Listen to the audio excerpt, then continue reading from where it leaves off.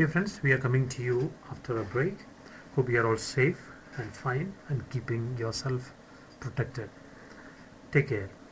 Alright, we are coming into another session in the syllabus called the Spatz matrix. As the name itself indicates, a Spatz matrix is a matrix whose maximum elements are zeros. Okay, so look at this matrix A. It has got only three values that are non-zero elements. All others are zero elements.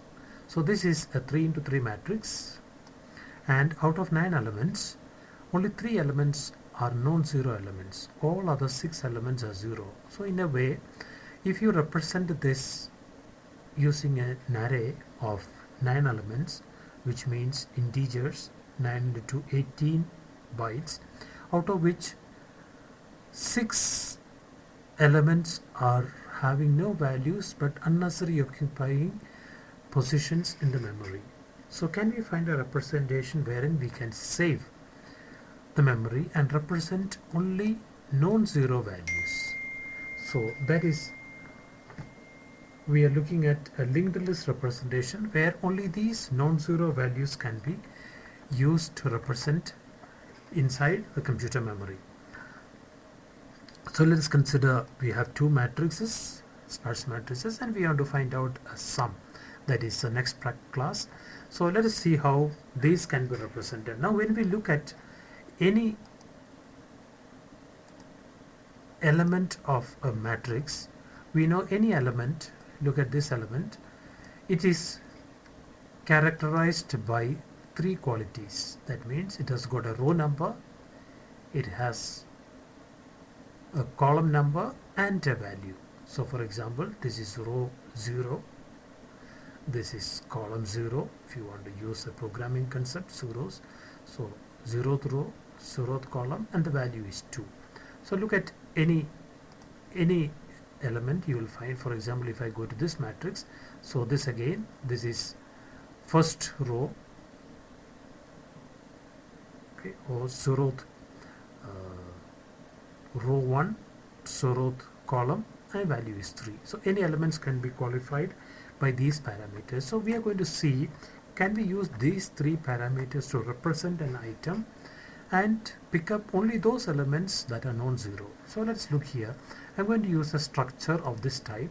Okay, there are different ways, different books use these to represent, but let's use a structure called node, and I'm going to pick up for every element its row, its column.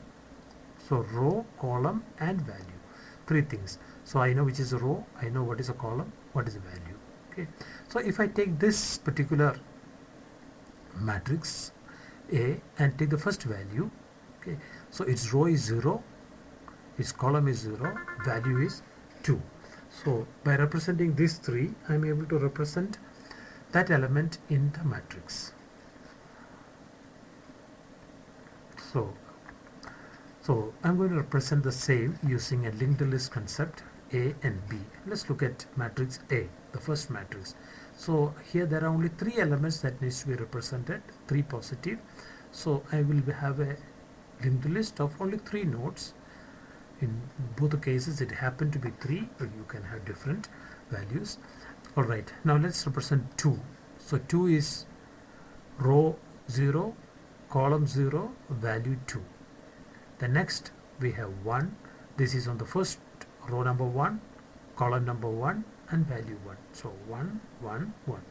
And third, this is on the second row or third row, row number 2, column number 1. So 2, 1, the value 4. So that is, so look here, in this representation we are representing only 1, 2, 3. The 0 elements are not represented because they are unnecessarily occupying the memory. We know they are common zeros, so we can get back to its construction. Let's go back to B. Similarly, we have only 3 elements here. So the first one is 8. So 0th row, column number 2. So 0, 2, 8. Similarly 1, 0, 3, and 1, 1, minus 1. So here this is in the value is minus 1. So our practical is first to represent this. So this is a theory question. What is parts matrix? Definition. How are they represented? This is one way of representing, and of course we also have an addition. So that I think we will go into the next class, next lecture, but at least how the representation. Now when you add, you cannot straight add, we need to keep the addition of matrix, that is an element of a particular row column is added with its corresponding number. So you add this 2, you get this 2. You add this and this, you get this value. You add this, and you get it. Now when you add, we have only this to add, we don't have this matrix. So how are we to do? That's an operation that we will see in the next video. That will be an explanation of the mere addition. I hope the representation is clear. Thank you.